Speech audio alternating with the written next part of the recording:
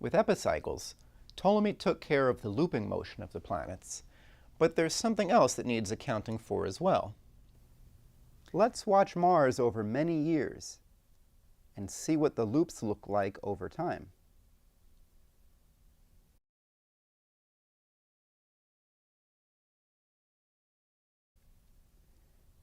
As we keep track of the retrograde loops, there is also a series of blue lines at the top of the screen, which are exactly the same as the loops you see in the middle, but without taking the latitude, the motion up and down, into consideration.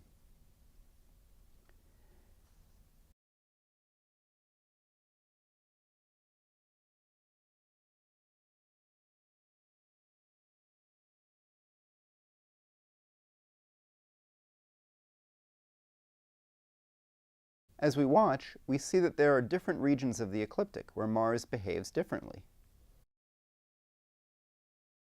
There's one region in which Mars moves faster and makes smaller loops when it loops there, and another region where it moves slower and makes larger loops. How can this be explained?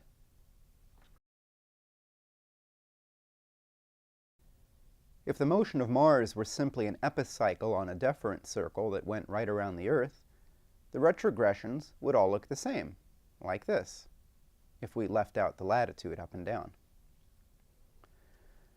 So to account for the different speeds in different parts of the orbit, Ptolemy first tried moving the deferent off-center from the Earth. That way, the part of the orbit near the Earth would appear faster to us watching. In this animation, there are 8 positions to make it easier to see the orbital motion as a whole.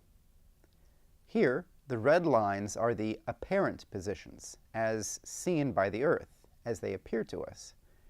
And as you can see, the angle on the left, for the motion over a couple of months, is much larger than on the right, for the same amount of time. Now, let's watch the changes in the map of retrogressions to see where this gets us.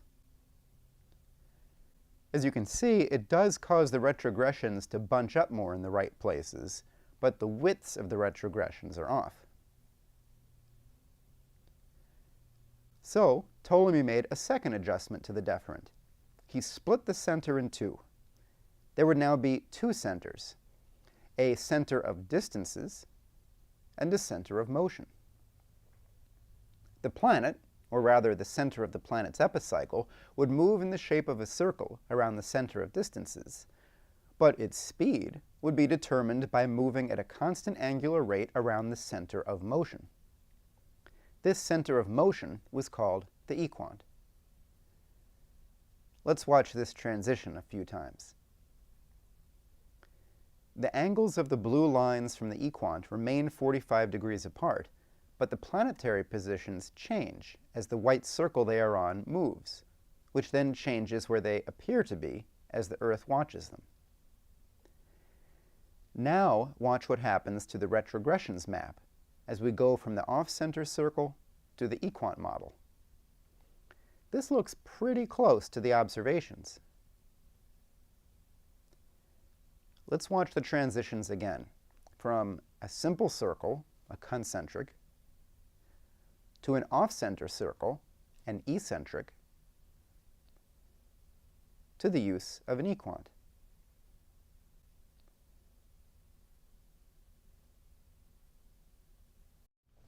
So now the planet, or rather the center of the planet's epicycle, would move in the shape of a circle around the center of distances, but its speed would be determined by moving at a constant angular rate around the center of motion.